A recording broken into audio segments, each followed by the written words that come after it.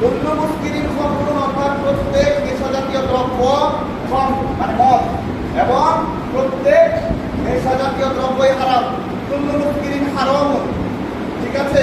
কাজেই এই মদ খালি হারাম না, এর সাথে যত মাদক আছে, হেরোইন, ফেন্সিডিল, প্যাথিজিন, ইয়াবা, গাঁজা সব হারাম, বিনা বাক্যবায়ে হারাম। এগুলো শয়তানের কাজ, এগুলো করা যাবে না।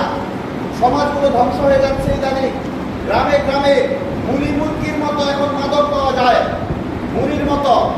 ঝালমুড়ি পাওয়া যতটা কঠিন বা একটু দেরি হয়, মাদক চাইলেই হাতের কাছে আসতে তার থেকে কম সময় লাগে, বেশি দেরি হয় না। প্রত্যেক সমাজের কর্তব্যশীল, দায়িত্বশীল, বিশেষ করে মসজিদগুলোর কমিটিতে যারা থাকে, অর্থাৎ সভাপতি, সেক্রেটারি সহ আরো যারা আছে, তারাই সমাজের দায়িত্বশীল।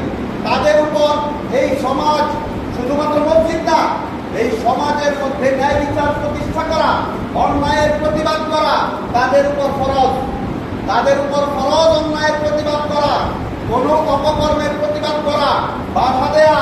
তারা যদি বাধা না দেয় তবে তারা সাধারণ মানুষের থেকে বেশি গুনাহগার হবে এবং আল্লাহর দরবারে তারা অপরাধী